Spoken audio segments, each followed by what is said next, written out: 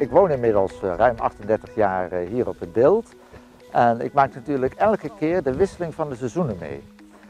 En dat is voor mij toch altijd een beleving. En zeker in deze tijd, de mooiste tijd van het jaar, hè, de verschillende groentinten die op de akkers zichtbaar worden. En het graan wat door de wind staat te wuiven en als het ware mij uitnodigt om een keer wat in te doen.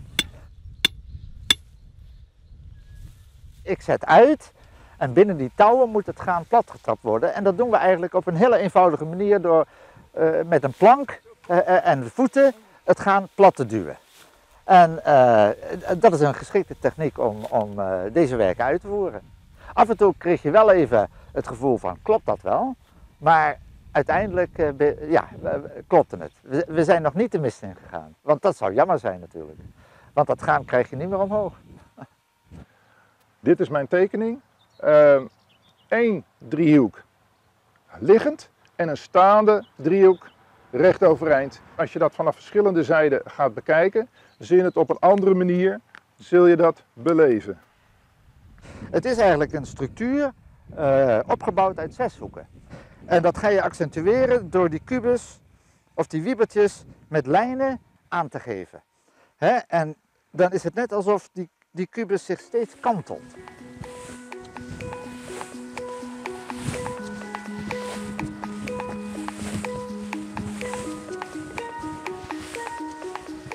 Ik ben nou die groene lijnen aan het uitzetten. En van daaruit gaan we dan die vlakken verder uitwerken. Het is gewoon heel belangrijk om eerst die eerste lijnen goed te hebben. En nou, zoals je wel ziet, dit paaltje kun je nou wel zien, maar in de rest van het landschap, als je een beetje rondkijkt, af en toe zie je een heel klein blauw puntje naar voren komen. En je moet heel erg turen om een rood puntje nog te zien. Het graan is gewoon wat hoger geworden dan we gedacht hebben. Nu staan we eigenlijk al in de tekening en een van de basislijnen. En je moet je voorstellen dat deze lijnen die hebben allemaal een breedte van 2,5 meter. Dat is dus de tekenpen waarmee de tekening getekend is. En de langste baan is 100 meter. Dus je hebt een ontzettende dimensie die als je er weer in staat heel moeilijk is om in te schatten. Maar nou, zo zie je dat. Ik zie dat het graan best wel weer een beetje overeind wil komen. We mogen er nog wel een keertje overheen.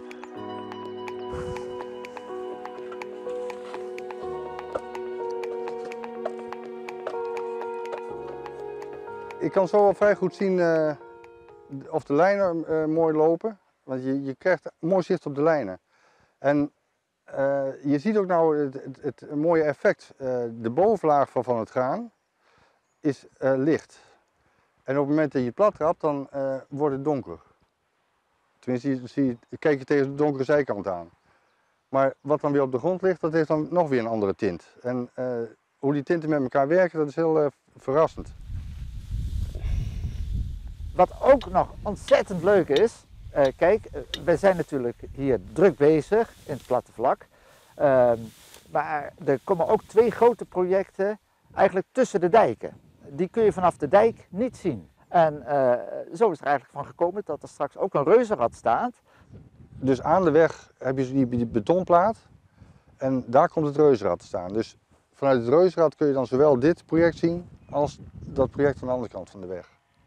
Maar op 3 plaatsen langs de Oude Bildijk worden ook filmbeelden getoond die met een drone gemaakt zijn, waardoor de puzzel eigenlijk volledig in elkaar valt. En mensen het totaalbeeld kunnen zien. En ik kan ze nu al zeggen, dat wordt fantastisch.